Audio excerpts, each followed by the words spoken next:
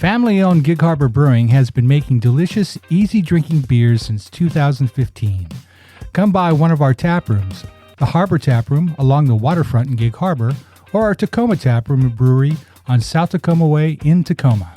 Visit the tap rooms, mention the code word GIGLY, and we'll take $1 off your first pint.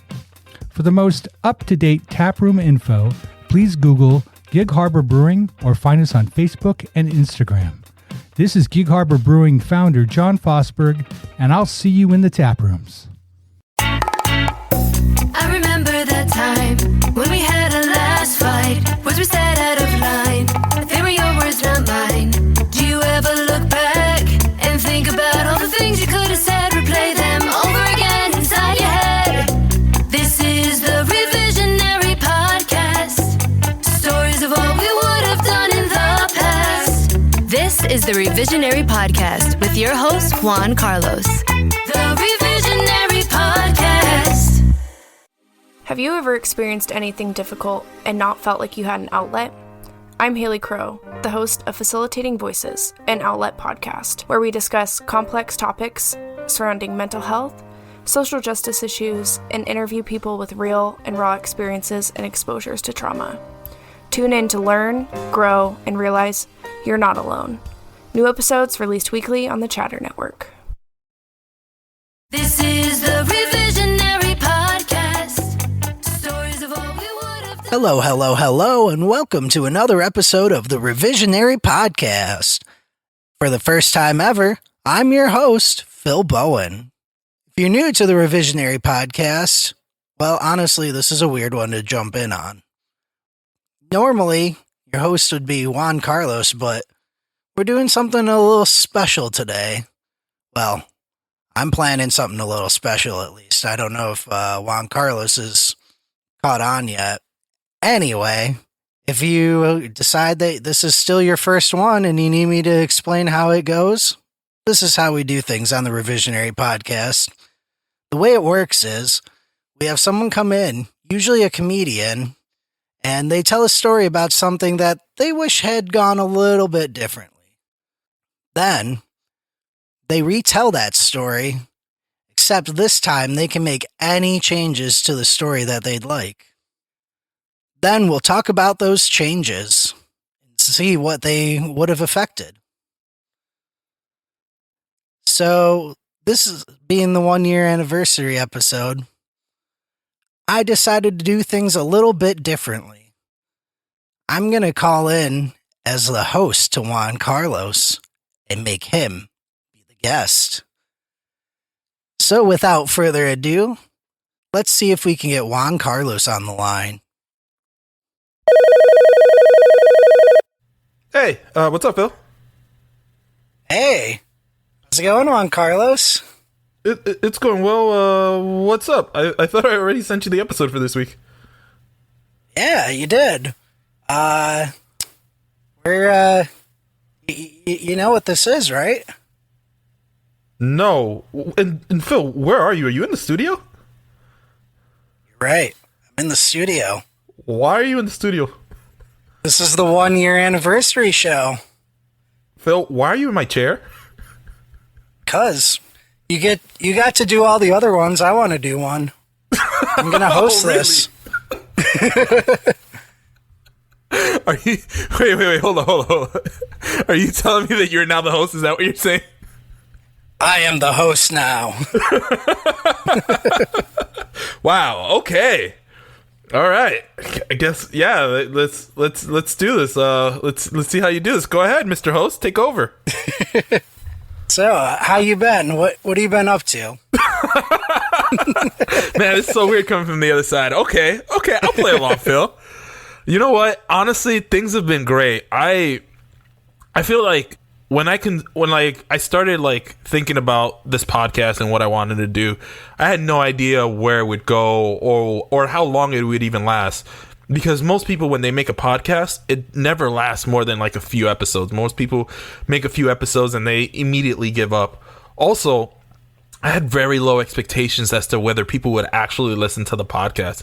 And to see the numbers, that we've been putting up and like, a lot of our episodes are well into the thousands in terms of listens. It's been extremely humbling experience, and I'm very thankful to all the revisionaries that are out there, because I say this all the time, like, I couldn't do this without you guys, but I really mean it. Like, your support has been what has kept this podcast afloat, and the reason that Phil and I have kept doing this. So that's really what I've been up to, is just, working on that, and just honestly writing new jokes. And, I have a few projects up my sleeves that I'm working on. Like, I have a movie idea that I've been trying to put pen to paper, you know what I mean? So I'm currently trying to write that. I have a sitcom idea in my head that I'm trying to put pen to paper, and I'm in the process of writing that. And honestly, just see where this goes, because this podcast has inspired me. I feel like, if my voice can reach this many people via podcast, who knows how far my writing can go. Yeah, I'd like to also jump in on there and thank the Revisionaries as well. It's been awesome to see all this grow from, that we're a very do-it-yourself outfit here. So yeah. It's awesome to see the hard work paying off. Yeah, no, it really is. I mean, this is fun. It really is. And we really do it for you guys. So, Phil, stop crying. I'm not crying, you're crying. All right. Well, what's next, Phil? All right, well, without further ado, the stage is yours, Juan Carlos. Tell us your story. All right. Okay. Whew. This is harder on this side. Let's see how this goes. Gasp as I wake up in a cold sweat, as I've done occasionally over the past 15 years. You see, my story doesn't start today, because in fact, this story is not about a dream, but it is about this most reoccurring nightmare that I've ever had. It starts off where I'm on stage. It's opening night, and this has been the moment that I've been working on for the past couple of months. And I finally get out there. My palms are sweaty. No, my knees are not weak. How's Mom's spaghetti holding up? No, none of that. But I'm sitting there and the bright lights finally hit me. And I open my mouth, only to realize that I've forgotten all of the words of my line. You see, I've alluded to this in the past, but what I forget to tell people often is that I'm actually your stereotypical theater kid. I know. No one is surprised. They're like, dude, we know how weird you are. I was like, you know what? You're right. I get it. I'm weird. It happens. Every theater kid is quirky, because quirky has become the adjective of choice when we don't want to say someone's a weirdo. But I was a real quirky kid. The thing is, I remember that I had always wanted to do theater, and I always wanted to pursue entertainment and acting. And growing up where I did, that wasn't really an option that was readily available. Because I grew up in the South Bronx, and it's not that these things didn't exist. It's just that the places that these things did exist were sometimes hard to get to. It wasn't like, there was tons of money for art funding everywhere. It wasn't like my schools could afford to support an arts program. You know what I mean? So here I am, an artist, without an island or a place to go to be able to practice and develop and pursue my dreams. So I didn't have that opportunity until I got to high school. Because, you see, I was very fortunate in that I got into a good high school. And it was a high school that could afford to field an arts program, which was very lucky. I should also say, by the way, on a side note, before I go into this story is going to be a little all over the place, guys. But here we are. I will say that I was very fortunate that my first experience in the arts was when I was in middle school. I was very fortunate that my school had an orchestra. And I was exposed to the arts at a young age, and was able to play the viola and the cello, and was able to do that. I've had opportunities to perform at Carnegie Hall and the Apollo, as part of a middle school orchestra. So those were all great experiences. But I think that's why, it wasn't easy to pursue acting, which is what I wanted. But I think that that's what inclined me towards the arts. Anywho, so I finally get to high school. And it was my dream to be the star, you know? I wanted to be a center of attention. Let me tell you, no one starts doing stand-up comedy unless they're a narcissist who likes to be the center of attention. Any comedian who tells you otherwise is a liar. We love the attention on us, you know what I mean? If I didn't want the attention on me, I probably would have done improv or something else. You know what I mean? Shots fired at improv. Right? No. Look, I'm not taking shots at improv. All I'm saying is that they're team players. You know, it's not one person's laugh, it's everyone's laugh. But in stand-up, it's my laugh. I worked for it, all right? It's mine. Don't take this from me. But anyway, so I remember being in high school, and I was so excited to audition for my first musical. And I remember we were doing Oliver freshman year, and the producer of the show had specifically come to the freshman morning meeting, or morning assembly, excuse me. Wow, I haven't said assembly in years. And he specifically told us that he was going to actively recruit a freshman for the role of Oliver, because I guess he felt that he wanted someone who looked young. So I was like, this is my chance. This is my shot. I finally get to be the star that I've always wanted to be. So I go to auditions, and this guy is just standing at a piano, and he's just hitting notes. I had one simple task: just hit the notes. All I had to do was hit the notes. If I showed I could hit the notes consistently, I'd have been in the musical. That's also a very awkward time to come to the realization that you can't sing. I was hitting the notes, don't get me wrong. They just weren't the notes that he wanted me to hit. Some notes were hit. Some notes were hit, you know? Yeah. I wouldn't call it music, but things were happening in that room. But despite all that, the director, I don't know what it was. I don't know if it was that he couldn't cut anyone from the show, but I made it onto the chorus, right? And now I'm heartbroken, but whatever. I decided to give it my all and put the work in. So I put my head down. I had a phenomenal time, and I'm very thankful for those experiences. It was the first time I had ever gotten a chance to be on stage in an acting capacity, and it was great. I loved it. Come back next summer after training all year, and I auditioned for the play. Now I'm feeling a little bouncy, right? And by bouncy, I mean, like, you know what I mean? Like, I'm a little confident, you know what I mean? Like, there's a bounce, was it a bounce in my walk? Is that what it is? Is that the expression? Bounce in your step? Yeah, that's the one I'm looking for. So there's a little bounce in my step, right? I'm really excited. I'm like, okay, I've done this before, you know, this is it. There's no singing in this. I can act. So I auditioned. I got cut from the play straight up. They're like, nope. Oh, no. Oh, no. Didn't make the cut. I am devastated. But you know what? I kept my nose down. I kept working, right? So comes the spring musical again. Obviously, I know this time I can't sing, but I decided to go for it anyway. I made the chorus again because I can't sing, right? But you know what? But I'm telling you, like, I kept putting in the work in. Like, and when I say that, like, you know, I was doing the scales, lo, re, mi, fa, sol, la, ti, do. You know what I mean? Oh, like, yeah. all the time. I was constantly trying to get better. Because it was all I could do. Just so you know, I'm gonna isolate that, and Revisionaries. If you want to put some backing tracks to that, go for it. Don't do me like that. No, so I'm sitting there, right? It's like, okay, cool. So then comes my junior year. Now, I've been at this for 2 years now. Keep in mind, like, this is something that's very important to me.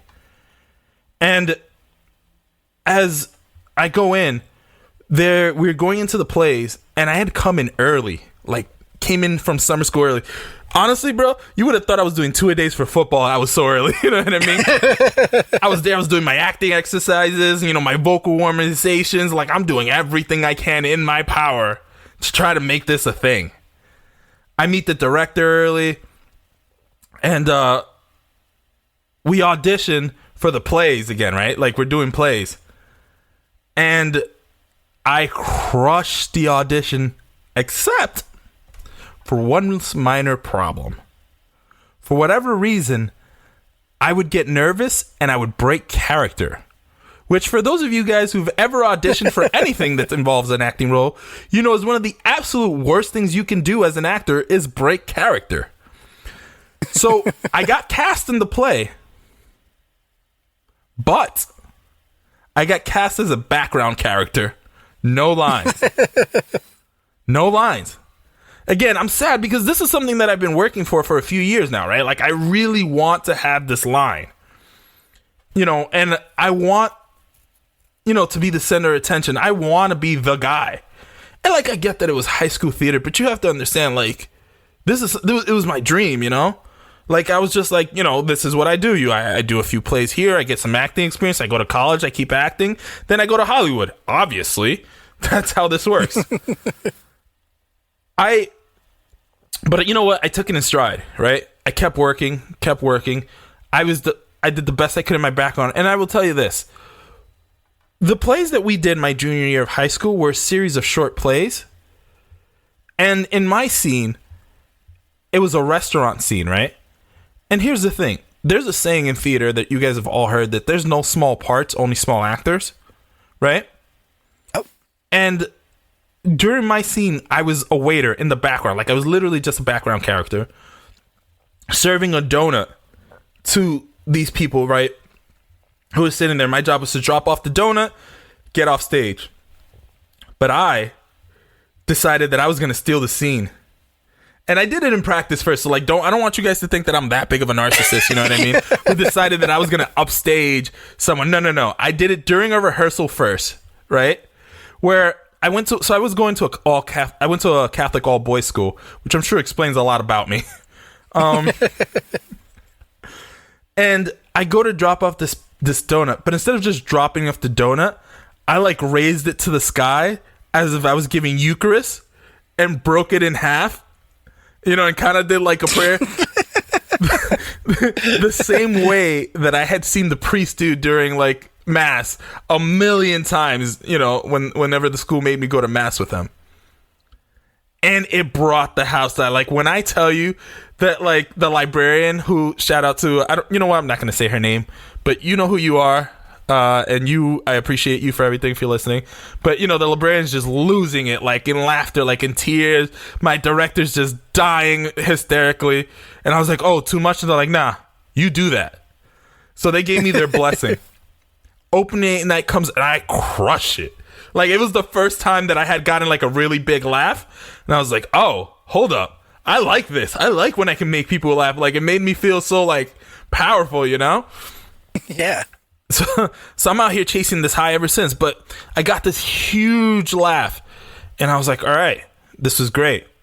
Now, it's the spring again. So we come back for the musical. It's my junior year. I go in. I audition. And I finally got my first speaking role.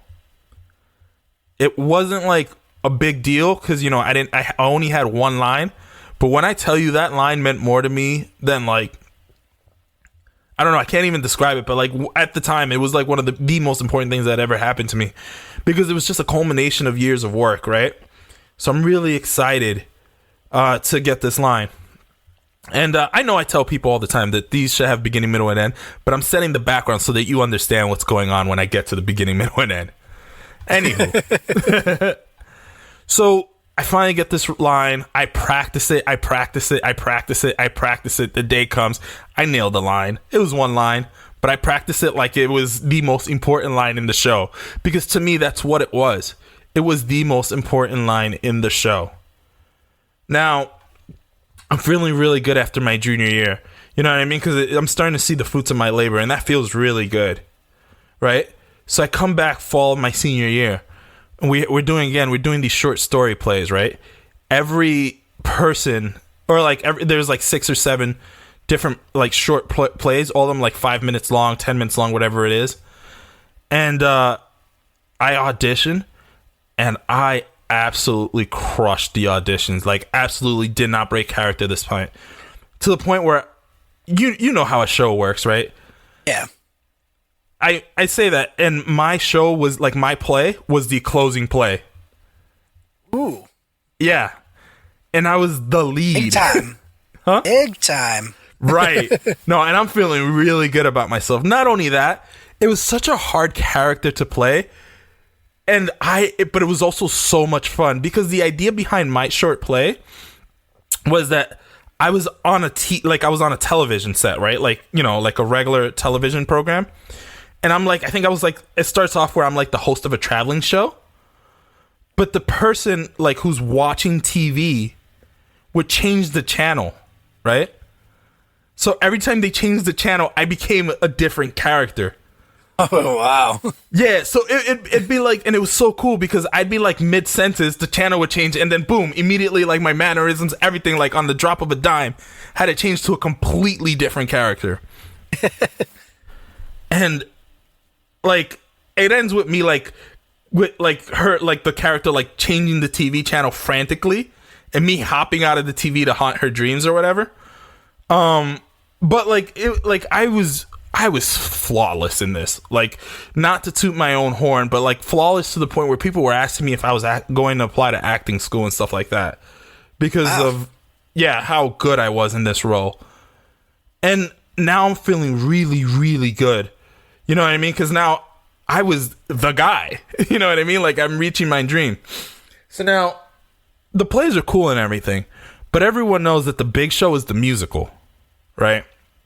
I still can't sing, but I'm going to give you some background. And I've mentioned this on this podcast before. My senior year, my school decided to do South Pacific. Now, I don't know the specifics about this, but this is the story that I've heard. So I'm going to tell it as I've heard it. I can't confirm that this is exactly what happened. But my understanding is we had this very, very talented singer in the program who at the time was doing like his county's version of Broadway, right? At a high school because he was that talented a singer. So the show South Pacific was chosen because this guy was so talented that that the school or the director wanted to showcase his range and his talent to everyone else, you know, and show how good he was. So this show was specifically tailored for him. So we all audition. Obviously, he gets the lead role. My buddy, should I say his name? Yeah, I'm gonna say his name. Haha, I'm about to make you famous. No, my buddy Kevin, who, by the way, was the freshman who got the lead role for Oliver, because he again is a very talented individual who can really sing. He was the person who was cast as he got cast as Luther Billis, which is the second biggest male role, and so forth, right? So a bunch of people are getting cast. I got cast as the chorus. Now, I'm devastated because it's my last show of my senior year. You know, I thought that after coming off of 2, shows consecutively where I got speaking roles that, I thought it was my time. And I recognized that I couldn't sing, but like, I had been working so hard and I wanted it so bad that I was just kind of hoping that we could make it happen, right? Now, I could have pouted, and been a bad sport about it, but I decided that what I wanted to do was just enjoy what was left of my senior year and have fun, right? So I'm going to make the best of it. So I start going to rehearsals. I'm practicing, whatever. Things are great. It's 6 weeks before opening night. 5 weeks or something like that before opening night. And I'm sitting at home because it's like a Saturday. And a friend of mine calls me, right? Like I look at my phone and I have like 3 missed calls. And I pick up finally. I'm like, hey, what's up? And he goes, hey, how fast can you get to the school? We have practice. I was like, what? What are you talking about? We don't have practice today. He goes, no. Yeah, I'll explain everything. How quickly can you be here? I was like, I can be there in 30 minutes. He was like, all right, perfect. See you then. I'll explain. I got to the school And my buddy pulls me aside and goes, "Hey, so the kid who was playing the lead role has decided to drop out of the show. So Kevin is now the lead in the musical, and you're now Luther Billis." Oh, wow. So I don't know how familiar you are with South Pacific. How are you familiar? Nope. Just Gotcha. out here pretending I know what I'm talking about. It's fine. That's what I do on this podcast all the time. But it's a big deal because Luther Billis has the most lines in the musical. Okay. He is in the most scenes in the musical. And he has a few solos. Uh-oh. So now, again, I've been working for this moment for years, right? So I'm excited. I'm like trying to memorize these lines. I'm like working hard. And we come to opening night. And I got out there. And not only did I forget a prop to bring on stage with me. Sorry, this wasn't opening. This was the second night of the show. So this is the last time I'm ever going to do this. Like the last show of my high school career, the pinnacle of what I've been working for my entire life, my entire high school career. And I forgot my prop. My very, very important prop. Oh, no. That led to a series of lines. So I decided to mime them. I'm like holding my hand upstage and trying to cover it with my head so that no one could tell that I didn't have anything in my hand. And I see my buddy standing in front of me, and he has essentially the same prop that I needed because we showed it to each other. And I like swipe his, and he calls attention. And I hear the director from in the orchestra pit go, "Oh my God, what an idiot." As he's sitting there watching me like screw up this moment. And I go to like speak out. And I forgot all the lines. Like just completely spaced. I blanked. Oh, jeez. Could not remember the lines. To this day, I'm telling you, I made it up. Like I just made up lines, whatever sounded good. I don't think, because I had such little time, I don't think I actually ever learned all the lines of the play. And I don't think that anyone else knew them. So I was kind of making it up as I went. I was like, this seems to make sense in this scene. You know, and I'm like going through and I'm making it up. It's just, I don't know. And I panicked. And it's something like, you know, I get that people come on here and tell serious stories and people tell funny stories. But to me, like, this is something that really haunts me to this day. Because I feel like I worked so hard. And when the moment came, I folded. I folded like a lawn chair. Yeah, revisionaries. If you've never tried to act in like a play or a musical, it's daunting once you get up there. I've done it myself, and in fact, same kind of deal. I didn't know my lines up until opening night. I finally nailed it. It was the first time I had all my lines right, and I lucked out that happened for me. Yeah, I wasn't very lucky. No, I guess not. So I wanted to ask a couple things. Always, real go ahead. quick. Do you still happen to play the viola or cello? No. As soon as I graduated from middle school, I dropped it like a bad habit. Oh no, Dude, that'd be pretty cool. I'm gonna tell you something. I grew up in the Bronx, and like, first off, musical instruments are very expensive, right? Like, you know, I wasn't gonna ask my parents to spend money on instruments, but more than anything, I was a really, really bad player. Like, I would sit in the pit of the orchestra, and I would like, I knew the notes, like I could hit them, but if you singled me out and made me play, I'd get so nervous. It was like, wah, wah, wah, wah, wah. Put it to you this way: I was a better singer than I was a cello player, and that's saying something. That Then I also wanted to know, do you remember like how you were breaking character when you would break character when you got nervous? Like what you were doing? So I remember there was this one. So we were making up, right? And I was acting with somebody, and like I think we ended up like wrestling, like play wrestling, but it got a little too playful, right? Like it was just a little much. And I think I felt uncomfortable being that playful, like in front of the teacher. So I kind of just stopped and be like, no, it's a joke. Da, da, da, da, da. And she just like kind of like rolled her eyes and threw her hands up. Because we were like, we were there, you know what I mean? We like brought her in. She was feeling the raw emotions of what we were doing.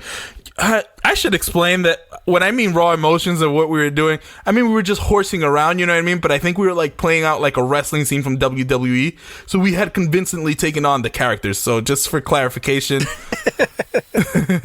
that's what I mean. No, and she got frustrated, and rightfully so, because you know when you want to see if someone can really act, that's what you want to know, is if like they can if they can convince you that they are that character that they say they are. All right, well, let's jump right back into this. Juan Carlos, I'll give you back the stage. Tell us your new story. Okay. So, let's start here. First off, I should have mentioned this before. By the way, my sophomore year, I kind of glossed over this, but I'm going to say this to you. I actually did Man of La Mancha, right? Mm-hmm. And when we were doing it, the what do you call this? When we were going through it and we were having the roles, there was a freshman who was cast over me in a lead role. And I was a little jealous because I was a sophomore and I was like, man, why does this freshman get cast? But this freshman went on to play the role of what's the guy's name? Tony Padilla on 13 Reasons Why. Oh, wow. Yeah. It's like, okay, maybe there's a little talent there.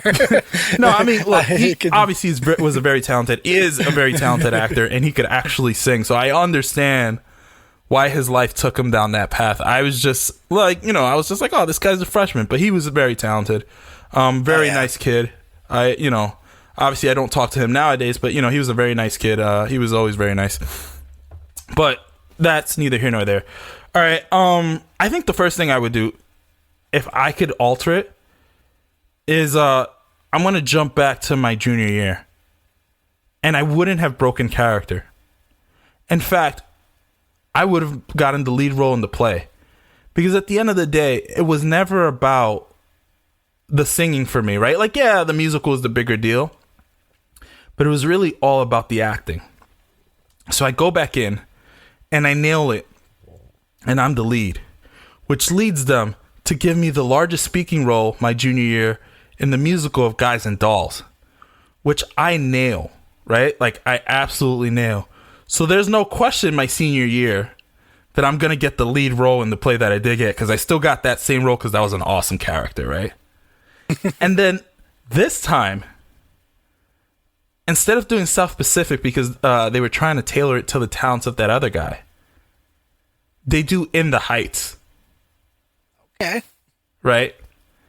And not only do we do the In the Heights, but I get to play the lead of Usnavi. Because Usnavi is a Dominican character. And I felt that I was born to play this Dominican character.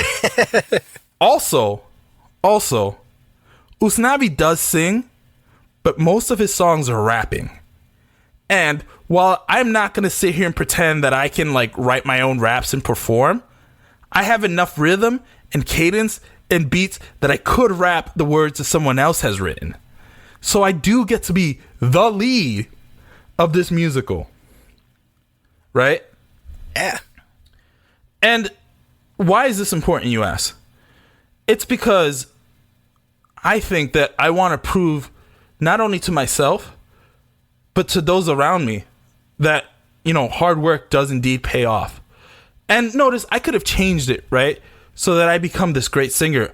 But I don't want to do that because I want to make it on my own merits. Like, I want to be able to entertain people with my own natural talents. So obviously, you know, I'm going through this.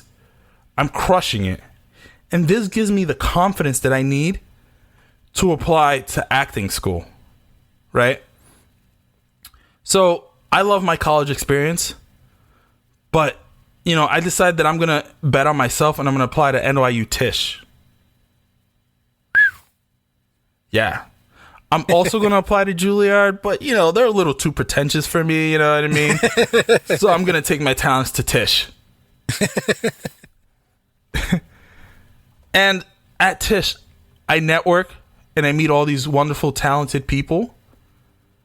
And, you know, I keep doing some acting. I'm doing some roles. I really learn my craft. And this leads to me getting cast as Jordan Peele's partner on the Key and Peele show. It's actually called the Juan Carlos and Peele show now. And we're just killing it. We're just crushing it. Jordan Peele loves me so much that I actually get cast as the lead role for Get Out. Yes. And it's a role that I play all too well because it's far too close to my real life. So, of course, you know, I have to go talk to people from all the PTSD from this movie. But I become super famous and, you know, I stay humble.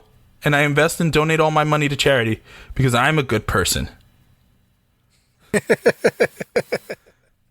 No. Okay, so, no, I say that jokingly, but here's the truth. Here's the real truth. I think, if I'm being really reflective, I think I was working very hard and I was really trying to make it, you know, as an actor. But I feel like what I didn't know then that I wish I did was that singing is not... I thought singing was an inherent talent, right? I thought that you were either born with the ability to sing or you weren't. But what I didn't know is that singing is something that can be worked on like any other skill.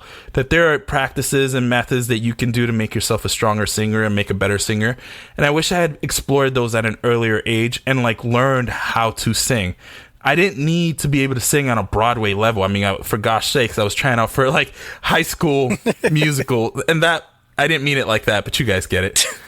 Not the High School Musical. Right, right, exactly. Right. And I feel like if I had just worked hard in that way and learned how to sing and master my craft, I could have gotten the roles that I wanted to have. Moreover, I think that I could have auditioned for musicals at a lot of the surrounding schools. And I think I would have been able to network and meet more people. And I think in the long run, that would have made me a lot happier. And I feel like that would have fulfilled me more artistically. So I think that that's very important to me. Yeah. Were you... At your school, was there enough resources and whatnot to help you progress in singing and you just didn't take advantage of it, or was that hard to come by?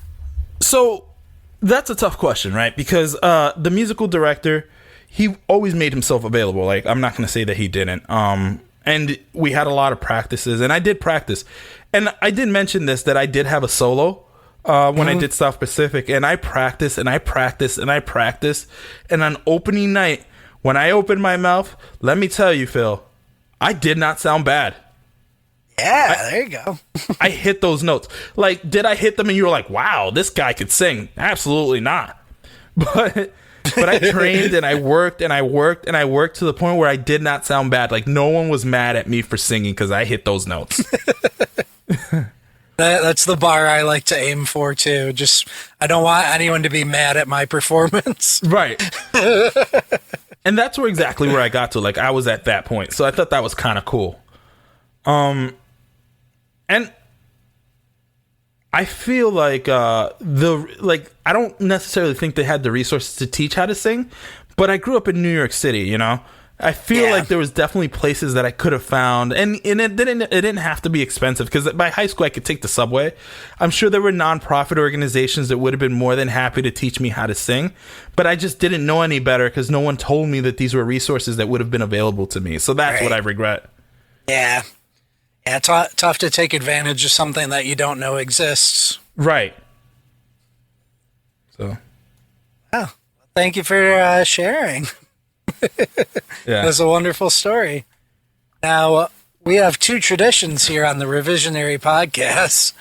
The first being a charity that you'd like to highlight. Do you have one for us? Sure. So, I think that it's funny that growing up, I did not like to write. Like, writing was one of my least favorite things to do. But now doing stand-up and, like, you know, taking on all the other projects that I'm working on, writing has become such an integral part of my life, right? Like, I'm constantly writing jokes, I'm constantly writing ideas, I'm constantly trying to write sketches and, like, all these projects. So for my charity, I've chosen the Dominican Writers Association because what they do is they try to support writers of Dominican descent, like mostly Dominican Americans. And they try to give them the resources to learn how to write in different genres, whether it's fiction, poetry, creative nonfictions, right? Like, they want to make sure that these people have the tools and resources so they can continue to develop their craft. And, you know, they even teach you how to self-publish within the publishing industry here in the U.S. And I think that that's something that's very important. I think representation matters, which is one of the reasons why I'm very vocal about what I do, and I'm very proud of my heritage and, like, you know, and where my parents come from, because I think it's important to show the next generation that, you know, they don't have to do these predefined roles. You know, you're allowed to pursue a career in the arts, and, you know, maybe you won't make it, but it doesn't matter, because what really matters is that you're enjoying yourself and that you're expressing yourself, and I want to be the face of that representation. That's awesome. That was a little self-centered. So, TLDR is please support the Dominican Writers Association. Yeah, definitely. Yeah, Revisionaries, of course, you know, the link will be in the description. Go support. Yeah. And again, this is kind of weird, but do you have any childhood stories that bring a smile to your face? No, it's not a surprise, but I think everyone would want to hear a nice childhood story. Yeah, no, I have two that I'm going to share with you guys today. So a lot of people who know me know that, like, I'm really big into baseball, right? And they ask, like, where that comes from is, like, growing up, my dad used to take me to a lot of baseball games. But there's one baseball game in particular that always stands out. It was my first time going to Shea Stadium as a kid with my dad. And I remember just coming out of the tunnel and, like, all of a sudden the field just being full of light. You know, you get out there, and we got there early, so it was batting practice, and the grass is super green. And they're taking batting practice, and I'm watching these guys just hit these monster home runs. You hear the crack of the bat. Crack. You know, as they're hitting the ball out into the field, like, over the field wall. I remember turning to my dad, and I was like, "Hey, Dad, are these guys stronger than the Yankees?" And my dad looks me dead in the eye and goes, "Yes, they are." Which is why I grew up rooting for the Mets. I was like, man, I was like, on some levels, I'm like, I wish my dad hadn't said that to me, because I might have grown up a Yankees fan and know what it's like to win, but you know what I mean? But I feel like losing builds character, and it was pretty cool. Yeah. I cherish those moments, you know, going to the park with my dad, you know, and to this day, like, our relationship is very much centered around baseball. So I am forever appreciative of those moments. And I told you I would tell you too, because, like, a side story to that is I remember growing up, my dad would play softball.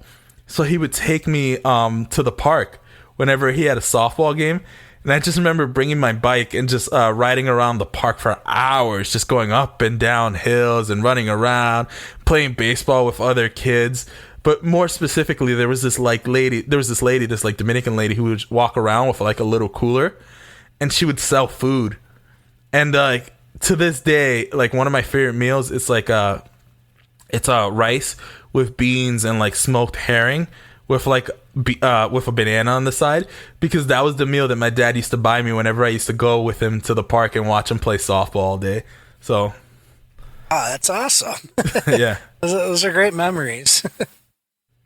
We're just about at the end here. Before we go, do you have anything you'd like to say to the Revisionaries?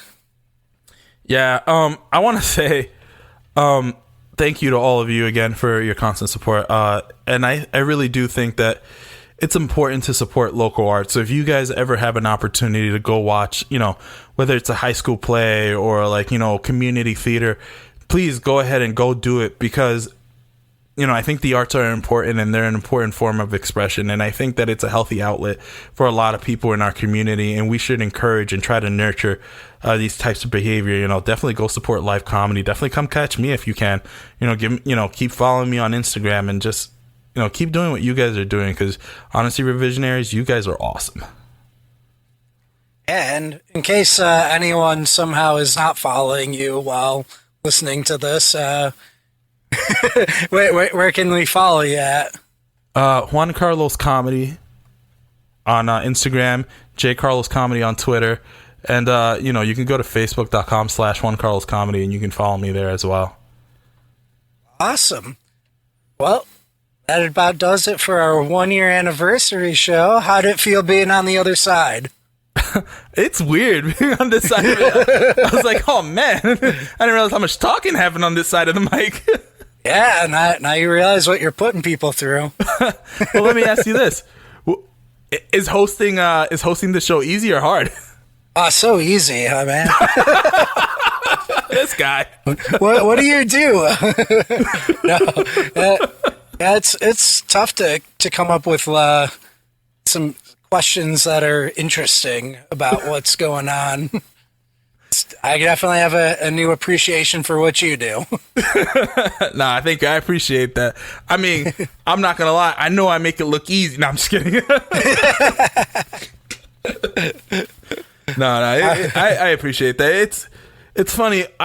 Hosting the show is one of the most fun things that I get to do. I thoroughly enjoy talking to people and I enjoy listening to stories. So I think it's pretty cool that I have an opportunity to sit down and like just talk to these people and like, and just go through these life events with them. So it doesn't feel like work to me. It's something I thoroughly enjoy.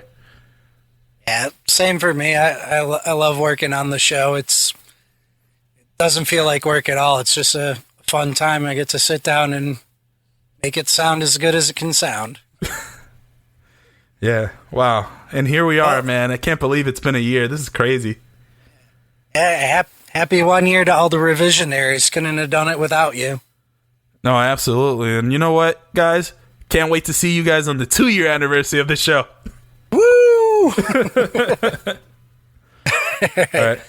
Well, thanks for talking with me. Have a good problem. one. Thanks for calling, Phil. Yep. Bye.